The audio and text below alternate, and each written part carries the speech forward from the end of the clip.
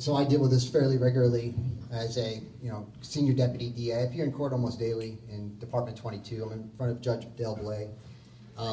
The problem here is, and we do prosecute folks that are homeless, but it's not a crime to be homeless in itself. It's usually when they're camping at the river or they're doing something that's extremely bothersome, stealing, a lot of shoplifting, things of that nature. Many of these people are mentally ill, and they're just not able to function properly.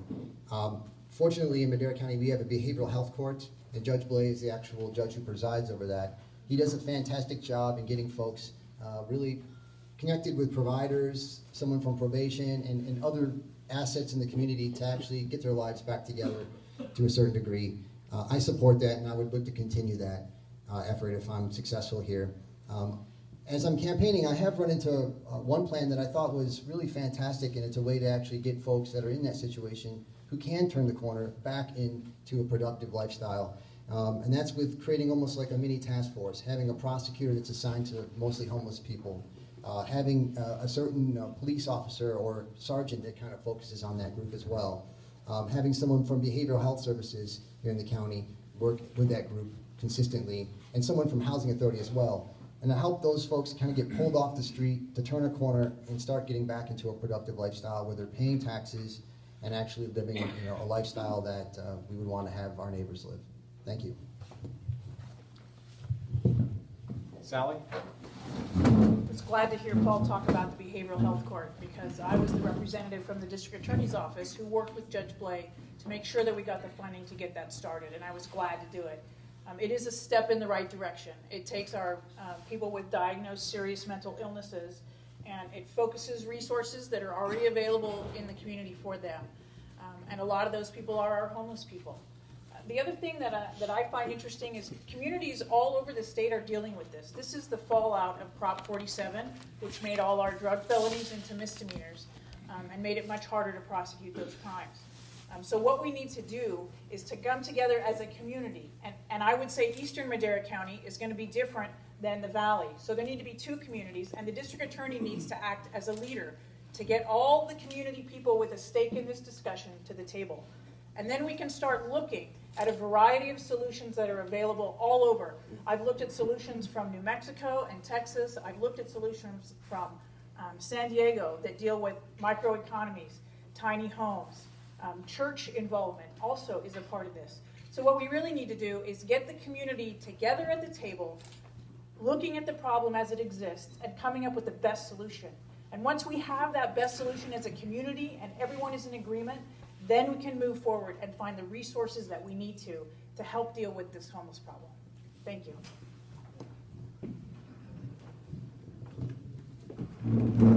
The next question is for Paul. You've described the backlog of unfiled cases in the district attorney's office, many soon reaching their statute of limitations for filing. What steps would you take to clear this backlog of cases within current staffing levels? Yes, it's really unfortunate. The other morning, I tried to do a lot of my filing administrative work. I tried to do it early in the morning, 4:30, 5 o'clock, before I get into the office. And I was filing cases last week from August of last year. There is a tremendous backlog in the office. Looking back through materials from the last election cycle, actually Mr. Lynn promised to actually fix that. It has not been fixed. There are stacks and stacks on shelves. There is one person who actually works in the office now that could actually be kind of directly slotted in to help the person who normally opens files and takes care of that in the office. Unfortunately, she is only allowed to really work for Mr. Lynn. She does his personal stuff. She is his secretary. I would take that person. I wouldn't have a secretary if I was successful here. I don't feel like that's a good use of county resources. And so I would take that person and have them assist with the one woman. Her name is Lisa. And I would have Lisa and Sue really tag team this project and work to really process all of these backlog cases in an effective and timely manner before statutes of limitation run. Honestly, I don't know why that hasn't been done at this point. I feel like that's probably a very easy, low-hanging fruit solution. And to the extent that I could do it, it would start day one, folks. So thank you. Sally? I've had a great opportunity working in Fresno to see how they're doing paperless filing. And the process that Mr. Hornick is describing is where the attorneys go in and decide what charges to file, and then they give those to this clerical staff, and then they enter it all, and then they print it out, and it's a multi-step process. The way we do that in Fresno is the attorneys file them themselves. We file it, we do all the paperwork, we put it into the computer, and we save steps by doing that. The office is way behind technologically. There's no use of Wi-Fi, there's no use of paperless file, there's no electronic filing, file tracking. I'm familiar with all those processes and how to get them done. I'm also familiar with the IT people in Madera County that work there, and we can work together to help do that and to streamline things. The other thing that I know, particularly with DUIs, they're a high volume, and we've got people who are running rap sheets, putting them in the files, and then moving it down the process. By streamlining all of this electronically, we can speed up filing, get through this stuff more quickly, and bring Madera County into the 21st century. David?